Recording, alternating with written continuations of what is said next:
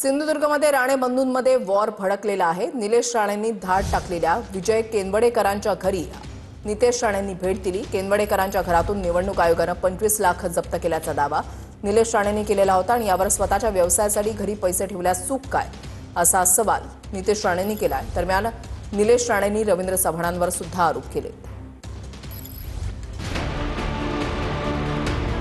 कोकणात नारायण राणे यांचे दोन पुत्र निलेश राणे आणि नितेश राणे यांच्यामध्ये राजकीय वॉर भडकलाय।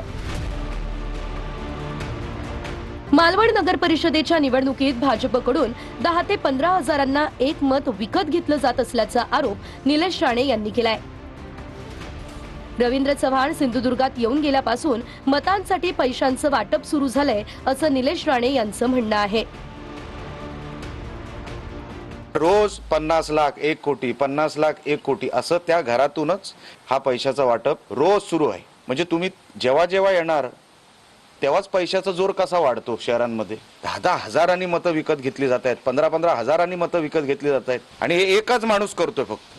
ही जिल्ह्यामध्ये संस्कृती अजिबात नव्हती। ही जी रवी चव्हाण साहेबांची माणसं आहेत यांना रोज ह्यांचा पाठलाग करून ह्यांच्या मागे यंत्रणा लावून, कारण का हे जर थांबलं नाही तर जिल्हा खड्ड्यात टाकतील लोक। म्हणतात की रवींद्र चव्हाणांचे लोक पैसे वाटतायत। 1 मिनिट थांबा जरा, 1 मिनिट। 2 तारखेपर्यंत मला युती टिकवायची आहे, मी नंतर उत्तर देईन। चला, खोटं आहे। त्यांचं बाजारपेठामध्ये त्यांचं स्वतःचं दुकान आहे, त्यांचा व्यवसाय आहे आणि व्यवसायाच्या दृष्टिकोनातून त्यांच्या घरामध्ये अशा पद्धतीचा उलाढाल असेल तर मला कळलंच नाही काय चुकीचं आहे। व्यवसायाचे पैसे आहेत की नाही हे त्यांना आता निवडणूक आयोगाकडे दाखवावं लागेल। कॅश होती ती, ते म्हणतील मी फ्लॅट सेल केला, काय कोणी घेतला, कोणी तुम्हाला कॅश दिली, तो माणूस तरी समोर आला पाहिजे। त्या ठिकाणी निलेश राणे साहेब खाली शूटिंग करत वरती आले, माझ्या प्रांगणातून शूटिंग करत वरती आले, माझ्या निवासस्थानामध्ये त्यांनी अनधिकृतपणे प्रवेश केला आणि त्याचबरोबर माझ्या बेडरूम मध्ये पण गेले।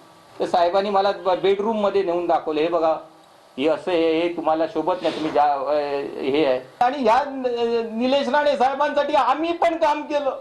ते काय चुकीचं केलं का काम? आम्ही पक्षाने आदेश दिले म्हणून काम केलं। माझ्याकडे एवढी थोडी तोडकी रक्कम मला ठेवणे आवश्यक आहे? हातावर मोलमजुरी करणाऱ्या, काम करून घेणाऱ्यांना मला पैसे द्यावे लागतात। मी ते सिद्ध करून 100% दाखवीन। रवींद्र चव्हाण साहेबांनी मला वडिलांसारखं मला हे दिलं, कारण रवींद्र चव्हाण हे माझ्या परिवारातले आहेत। मला माझ्या पाठीवर मला उभं करण्याचं धारिष्ट्य रवींद्र चव्हाणांनी दाखवलं। प्रशासनाला सूचना दिलेल्या आहेत, पोलीस यंत्रणेला सूचना दिलेल्या आहेत। आता माझं लक्ष आहे ते काय करतायत त्याच्यावर। मी याच शहरात बसून आहे निवडणूक होईपर्यंत। आता नुसत्या एकच तक्रारी नाही, सगळ्या तक्रारींवर निपक्षपाती होणार। तर जे म्हणतात ना हमाम में सब नंगे होते, म्हणून विचारपूर्वक या सगळ्या गोष्टी झाल्या पाहिजे। एकमेकाची बदनामी करायला दोघेच राणे बंधू निघालेले आहेत। मला वाटतं राणे साहेबांसमोर, माननीय नारायण राणे साहेबांसमोर निश्चित आताच्या घडीला हे आव्हान असू शकतं। नियमाने तो तपास झाला पाहिजे। इलेक्शन कमिशन सुद्धा त्या ठिकाणी लक्ष टाकेल, पोलीसही लक्ष टाकेल। चुकीच्या पद्धतीचे पैसे असतील तर कारवाई करतील। कुणाच्या घरात जाण्याचा अधिकार आहे का, कुणाच्या त्या ठिकाणी बेडरूम मध्ये जाण्याचा अधिकार आहे का, हे जरा बघावं लागेल। आम्ही कोणाच्याही घरात डायरेक्ट गेलेलो नाही, पुराव्यानिशी गेलो। मी चंद्रशेखर बावनकुळे साहेबांचा आदर करतो। साहेब समजून घ्या, हा विषय गंभीर आहे। काही व्यक्तींचा पाठलाग करत तो ज्या ॲड्रेसवर गेला त्या ॲड्रेसवर मी गेलो। ते घर कोणाचं आहे हे मी नाही बघितलं।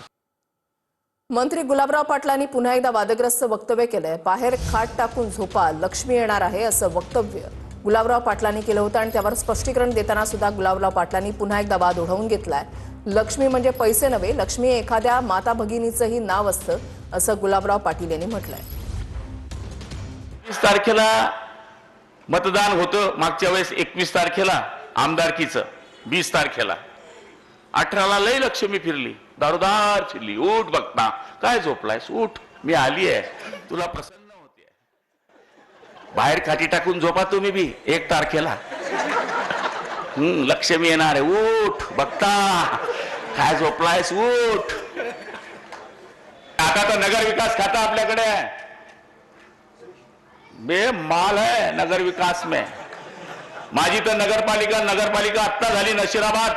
मी मागच्या भाषणातही बोललो, उदास निघायचं, फ्रेश येऊ द्या लक्ष्मी किती बी पाडू द्या. काल वेगळे अर्थ निघाले. लक्ष्मी बोललो मी. आता लक्ष्मी म्हणजे काय नोटा होता काय?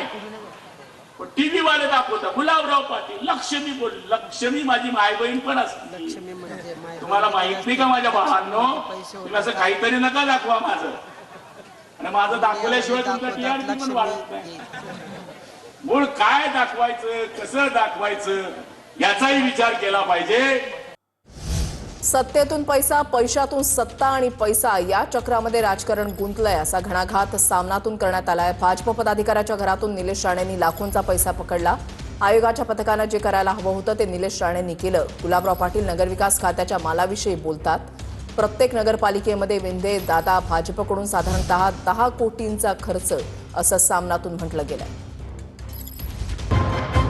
सत्तेतून पैसा आणि त्याच पैशातून पुन्हा सत्ता आणि पैसा या चक्रात महाराष्ट्राचं राजकारण गुंतलंय. मंत्री बावनकुळे कार्यकर्त्यांना जाहीरपणे सांगतात, माझ्याकडे चिक्कार पैसा, पैशांची चिंता करू नका, तुम्ही निवडणूक जिंका. गुलाबराव पाटील बावनकुळे हे 2 वेगळ्या पक्षांचे मंत्री लक्ष्मी दर्शनाच्या बाबतीत एकाच सुरात बोलतात. बावनकुळेंकडे महसूल खातं, एकनाथ शिंदेंकडे नगरविकास खातं, अजित पवारांकडे अर्थ खातं. ही सर्व खाती म्हणजे मालच माल. हाच माल नगरपालिका निवडणुकीमध्ये टाकून निवडणुका जिंकायच्या हे सत्ताधाऱ्यांचं धोरण आणि तोरण दिसतंय.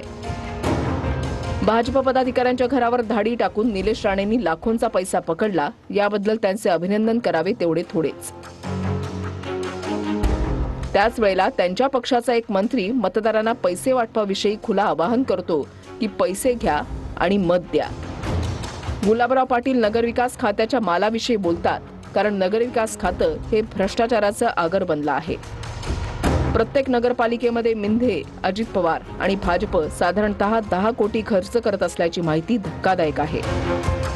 हा पैसा लुटीतून आणि भ्रष्टाचारातून मिळवला आहे. सत्तेतून पैसा, त्याच पैशातून पुन्हा सत्ता आणि पैसा.